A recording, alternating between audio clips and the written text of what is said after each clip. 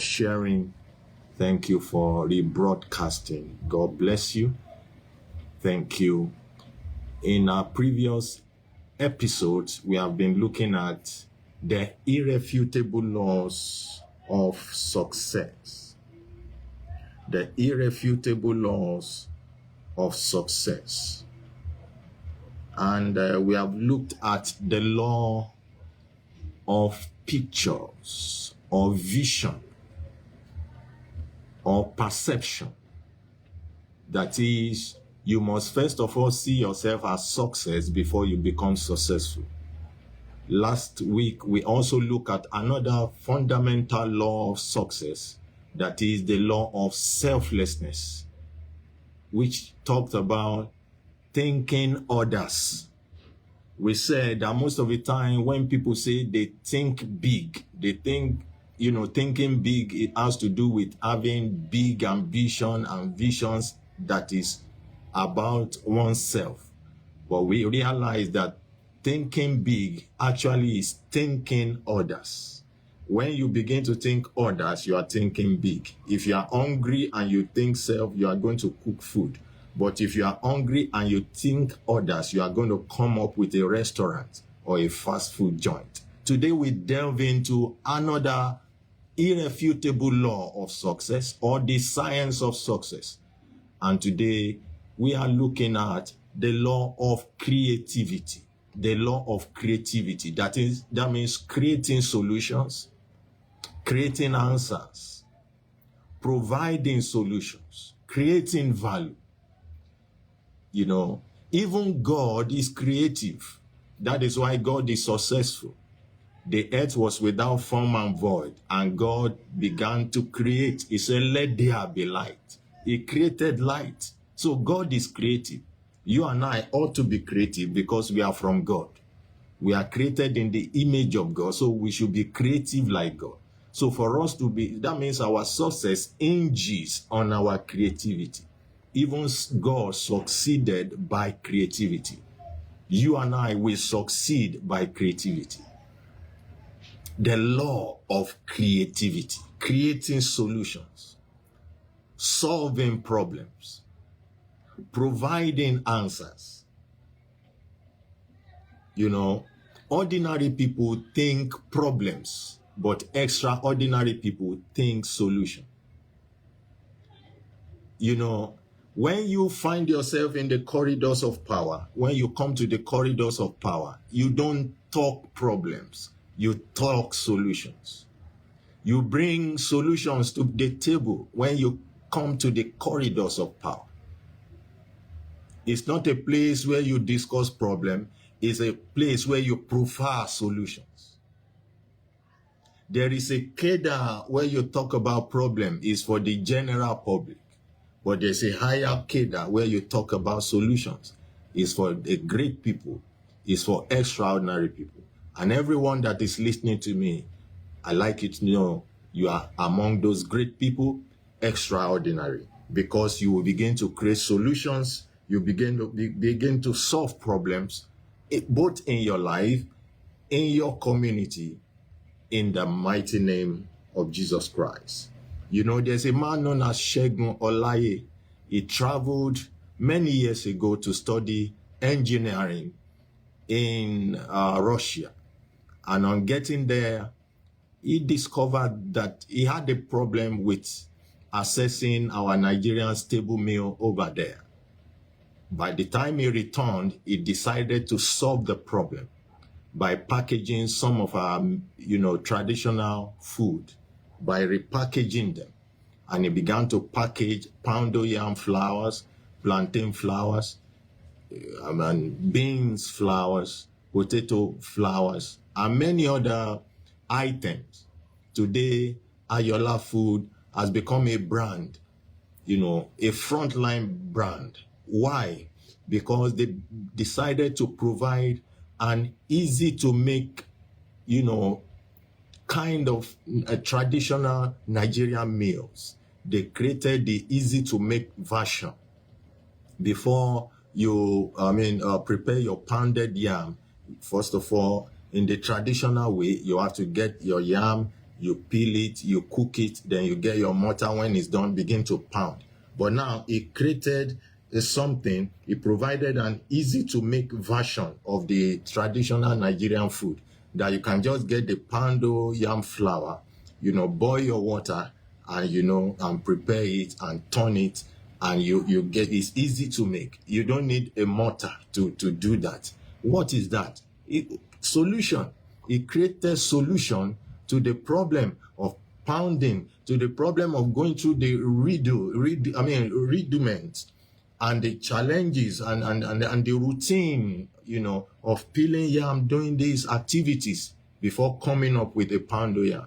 And in case you are also traveling abroad, you package it in such a way that even people in the diaspora can eat their Nigerian stable meal even in the diaspora. And that's why he's a successful person. And that's why the organization has become successful. It is important for you to know that the doors of greatness and success only open for solution providers. The doors of greatness only open for solution providers. The fundamental law number 3 that we are looking at today, the law of creativity. What are you creating? You are creating solution. What are you creating? You are creating value. What are you creating? You are creating answers to the question that people are answering. The door of success will only open to those that are creative, that are creating solutions, that are solving the problems of humanity. That is the key to greatness. That is what success hinges on. Success hinges on man's creativity. Success hinges on the solution that you can provide, that the problem, the solution to the problem staring you in the face. That is how success comes, by solving the problem that is staring you in the face. Is what steers your own success and your greatness. Money has a language. Money has a language. There's a language of money. If you can speak the language of money, money will come to you. If you cannot speak the language of money, money will be far away from you. When you speak the language of money, money has wings. They will gravitate in your direction. They will gravitate to your organization, to your business. When you know the language of money, money has a language. It's just like our natural language. If, for instance, you are abroad and you are in a kind of place where people from your locality, your indigenous place, are not much, and once in a while you now hear people speak your local language, your mother tongue, you'll be attracted to them. You'll be attracted to such a person that is speaking your language. So money has a language, and money comes to those who speak its language. And the language of money is value creation, solution providing solution, creating value. Value is the language of money. Solution is the language of money. So money goes somewhere. Money is flowing. That's why they call it currency. It's from the word current, like the water current, electric current. Why? The electricity is flowing from the power source where it's being generated and transmitted to local stations and transmitted to various transformers and then into various meters of different homes. So current is moving. So money is currency because it's moving, but it's moving in a certain direction. It's moving in the direction of solution. I pray that money will move in your direction. It will move into your organization. So money moves in a certain direction. It's in the direction of value, in the direction of solution. May I ask you a question today? Why do you take your money to the bank? Why do we take our money to the bank? Why do we take our money to the bank? Our hard-earned money. We carry our money, we take them. Excuse me. Why do we take our money to the banks? Why? The banks are providing solution. What kind of solution? Safekeeping solution. to our money. That's why we take our money to the bank, and we know that when the money gets to the bank, it can be kept, we can rest, we can be rest assured that our money is safe. And anytime we make demand for it, we are able to collect it. Imagine if there were no banks and everybody have to keep their money at home. The crime rate will increase because the armed robbers will know that there's money in every home and they will keep bombarding every home. But now that, everybody have the opportunity of lodging their money in their various bank accounts, it helps the money to be safe, and also it reduces crime rate because the robbers knows that people don't keep money at home anymore. And if we had to be keeping money at home, so where would people that are richest in the world, where would they keep their money? People like Bill Gates, like Dangote, and many other people. So why do we take our monies to the bank? Why? Because they solve the problems. Why do you take your car to your mechanic?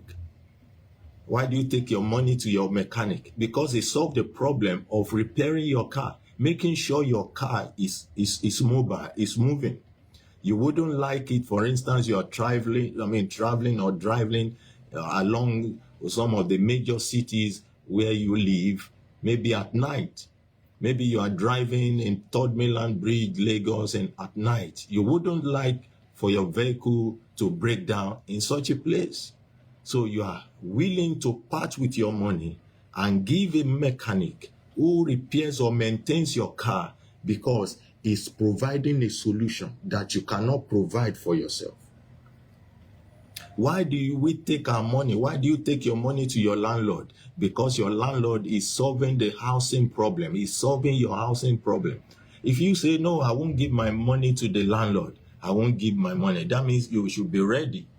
Be ready to, take your load outside. Be ready for your properties to be outside. Be ready for your family to be outside. But because you don't want that, you are ready to part with your money so that your landlord can solve the problem, your housing problem. So we take our money to the landlord because they are solving the housing problem. So why do we take our money to these different places? Because they solve our problem. Yes, you have food at home, you can cook, but why do you take your money to a restaurant? Because they are solving a particular problem. Sometimes you don't want to eat at home, you want to go outside. You want to have a new taste. So the restaurant is solving the problem of your tastes and your prestige. You want to feel good. You want to take some pictures when you visit some restaurant. You visit the restaurant, you sit down and you take some selfies with the plate, with the environment, the ambience. So these are some of the things that the restaurant is not. It will interest you that the restaurant is not only solving the problem of food, it's also solving the problem of people that just want to come out of their environment, to explore that environment, to take selfies. So the restaurant creates an ambience where people can take selfies and feel good. And post such, photos, so that people that knows them can have an impression that they are, making well with their lives. So the question today is, why should money come to you? Why should people bring their money to you? What problems are you solving? What solution are you creating? What ambience are you creating for people to come? What platform have you created for people to bring their money to you? The same way you carry your money to your mechanic, you carry your money to your landlord, you carry your money to your favorite restaurant, you carry your money to the bank. Why should people bring their money to you? This is what success, greatness hinges upon. What you are creating, the problem you are solving, the value you are providing, the question you are answering. Until you begin to answer the problem of humanity, you are not speaking the language of money. Until you begin to create value, create solution, you are not speaking the language of money. To be successful, you must speak the language of money, and the language of money is solution, is creativity, is value. God demonstrated it. He said, let there be light. God, he spoke the language of greatness, of success. Or if you hear names like Mercedes-Benz, for instance, Mercedes-Benz is an automobile, a German automobile company. Their products and vehicles are known to be expensive. And why are they expensive? They are also expensive because of the quality it stands for. It stands for quality, durability. It stands for prestige, for class. That's why it's expensive. So they are not only providing cars, they are also providing class, prestige, durability. And in 2018, Mercedes has sold about 2.31 million of their passenger cars. As at 2018, if I'm not mistaken, they are the largest brand of premium vehicles in the world. Why? They don't only focus on creating vehicles, they focus on creating a lot of other things, including safety. Mercedes-Benz was the first to introduce the airbags for safety. When there's a crash, when there's an accident, they are the first to create the airbag solution. Value, not just creating vehicle. A vehicle with class, with prestige, with premium, with durability. They were the first to introduce airbags. They have this ABS, anti-lock braking system.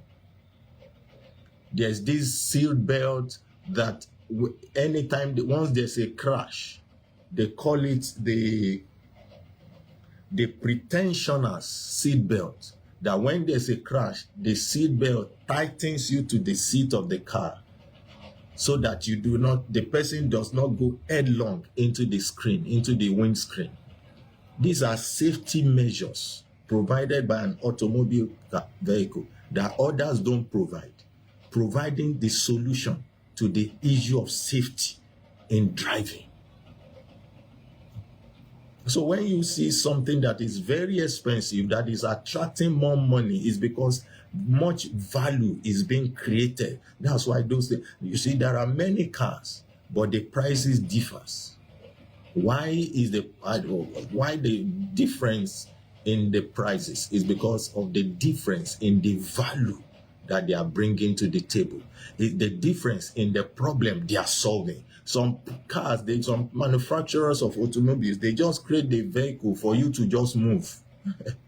Just for you to move from place to place. But others focus on the comfort, the ambience, the materials used for the upholstery,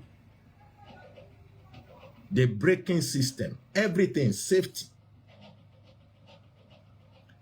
Today, as we wrap up, I would like us to see how can we leverage on creativity. The good news I want to share with you is that there's creativity in you. But I want to show us how to prime that creativity. Creativity is in you. There's a genius in you, but there's a skill. You must learn how to prime the skill, the creativity that is in you. And today we look at focus on solutions, not problem. How do you prime your creativity? How do you leverage on creativity? Focus on solutions and not problems. Think solutions, don't think problem. The same energy it takes to focus on problem is the same energy it takes to focus on solution. The same energy and time it takes to focus or to think on problem is the same energy it requires to focus or to think on solution. Always see problem as an opportunity, not as an enemy. Problem is not your enemy. Problem is your opportunity. Stop seeing problems as enemies. See them as opportunities. See problems as opportunities. Look at the population in Africa, for instance.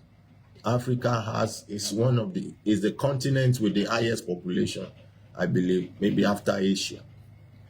It ranks among the highest population in the world. You can look at that as a disadvantage, as a problem. But some other people see it as an opportunity. You call it population density, you call it high population, but somebody else calls it a market, large market. What do they call, Nigeria, for instance? They say Nigeria is a large market because some people see it as a market for where businesses can thrive, a market for global businesses because of the large population. So they don't see it as a population, they see it as a large market. Even some of our leaders may see it as, population is high, that is why the resources cannot go around.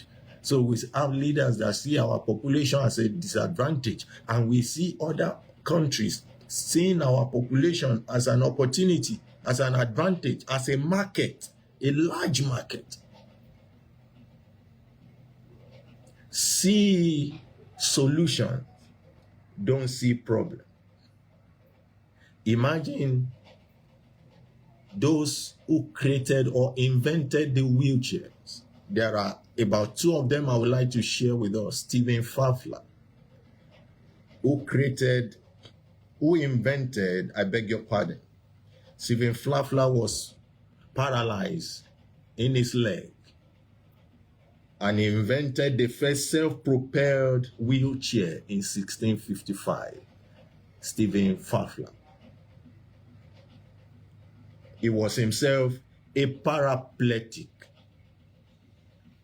He was paralyzed, paraplegic. And he invented a self-propelled wheelchair. Why? He focused on the solution, not on the problem. He was on wheelchair. He was paralyzed. There was no wheelchair in his days, but he invented a self-propelled wheelchair, both for himself and for others. That's success. That's creativity. He was paralyzed. You can see that as a disability, but he was able to bring ability out of his disability. If you will focus on solution, you can bring ability out of your disability. The second person is Ralph Braun. Ralph Braun is the founder of Braun Ability, a company manufacturing accessible vehicles and lifts. He also lived with disability and he started inventing mobility solutions for himself. He started by inventing mobility solution for himself, then for others. That is the mark of greatness. The mark of greatness is the ability to solve your own problem and use the wisdom you use in solving your own problem to solving the problems of others. That is success. Hence, you should not see your problems as they are. See them as they should be. 2 men that were paralyzed, 2 men that were paraplegic, but they did not see their disability. They saw creativity. They saw ability. They were paralyzed, but they invented the wheelchair by themselves. They benefited with the use of the wheelchair, and others are benefiting. Even till today, people are still benefiting from the invention of a wheelchair. A person that is paralyzed, for instance, could have been mourning his paralysis. Oh, I'm paralyzed. What can I do with my life? Thinking only on the problem. But these guys did not think on the problem. They think on the solution, and they became inventors. So greatness is about solving your own problem and using that wisdom to solve the problem of others, problem of other people, individuals, nations. kings. Your personal problems and those of the world around you are opportunities for creativity. Your personal problems, your national problem, the societal problem are opportunities for your creativity. Your own personal problem is the opportunity for your own creativity.